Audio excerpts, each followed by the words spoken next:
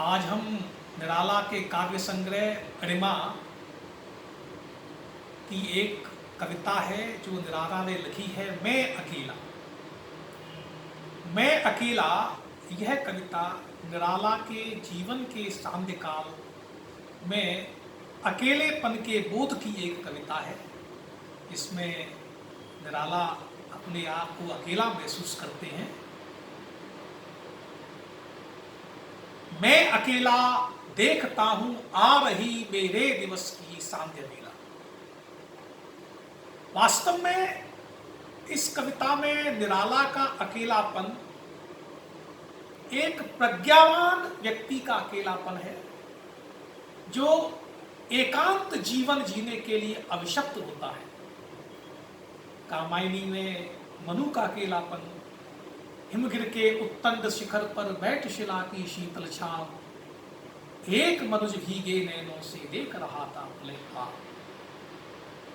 कामायनी में मनु का अकेलापन और निराला की कविता में अकेले में निराला का अकेलापन, दोनों की अगर समानता देखी जाए तो समानता एक प्रज्ञावान पुरुष का अकेलापन है। निराला इस कविता में अपने बढ़ती हुई उम्र, जीवन का सांध्यकाल में समाज का कट जाना, उस सारी चीजों को, उस यथार्थ बोध को प्रकट करते हैं। मैं अकेला देखता हूं आ रही मेरे दिवस की सांध्य बेला। आगे निराला शारीरिक कमजोरी, शारीरिक अक्षमता को भी इस कविता में उद्घाटित करते हैं। पके आधे बाल मेरे, हुए निष्प्रभ गाल मेरे, चाल मेरी मंद होती जा रही, हट रहा मेला।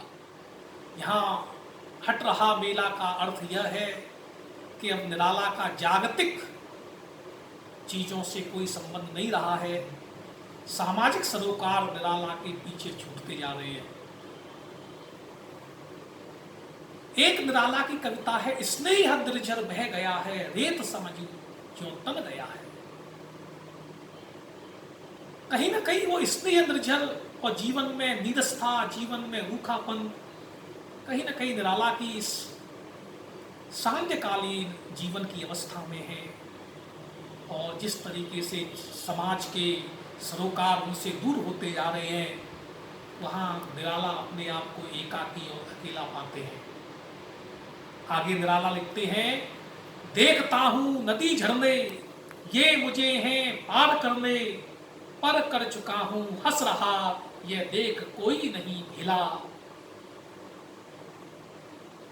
एक जीवन के अंतिम काल, सांध्य काल में एक जो असुरक्षा की एक समस्या पाई जाती है, कहीं ना कहीं निराला की यहाँ भी मौजूद है। भेला का मतलब नाव से है, और नाव से मतलब ये है कि इस जीवन की वैतरणी किस तरीके से पार हो, इसको लेकर के निराला यहाँ चिंतित दिखाई दे रहे हैं।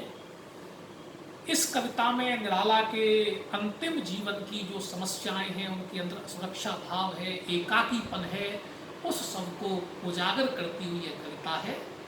धन्यवाद।